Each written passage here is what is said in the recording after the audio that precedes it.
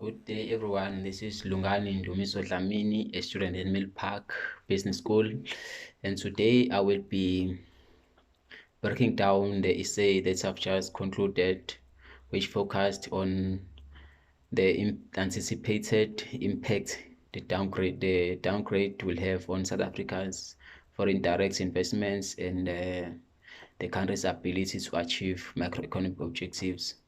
So first of all, I want to say it could not have happened at a better time that the country was downgraded whilst we are doing an essay on the subject.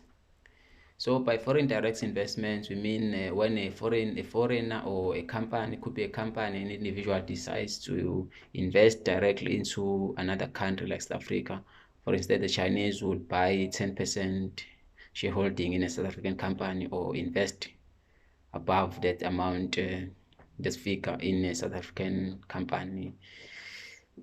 Well, then the macroeconomic objectives we are referring to the current balance of payments, the aggregate spending in the economy, aggregate supply, the size of GDP, the inflation, and the growth rate of the economy.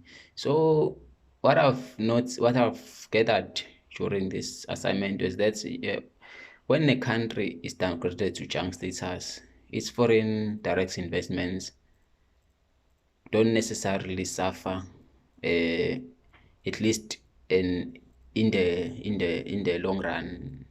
They seem to pick up soon after a downgrade. So a country like Brazil and Greece, which were downgraded, they soon picked up within months. In fact, their foreign direct investment went through the roof. Brazil in particular attracted over $150 billion in foreign direct investment within 3 years after a credit downgrade. Therefore, South Africa could, while what the countries are not similar in size, but the impact on foreign direct investment, we anticipate that it won't be that much. On the other hand, the country's ability to achieve macroeconomic objectives, we anticipate that the impacts will be more severe. This is because South Africa already, all its macroeconomic measures were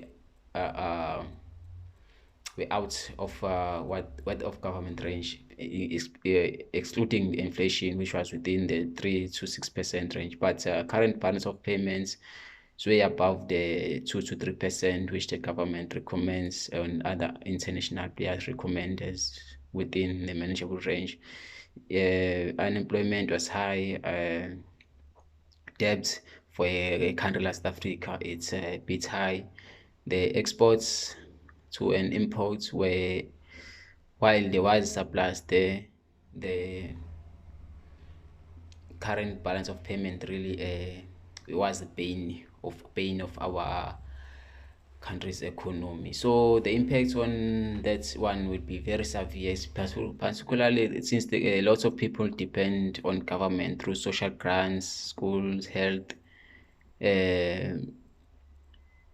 The government's ability will be severely limited going forward in that particular case. Already the government has proposed cutting salaries of government officials and other government employees. So the domino effects of that will be very bad on the country. Well, what the government can do actually to mitigate all this is to keep the economy open, don't close it down, but direct certain funding to particular sectors. For instance, mining and coding, robotics, those seem to attract a lot of investments worldwide. So South Africa is still lacking there. And on the macroeconomic objectives, government and the South African Reserve Bank, in fact, could issue a stimulus package to mitigate the impacts, especially since we have a coronavirus, which would be more severe than the downgrade. Thank you.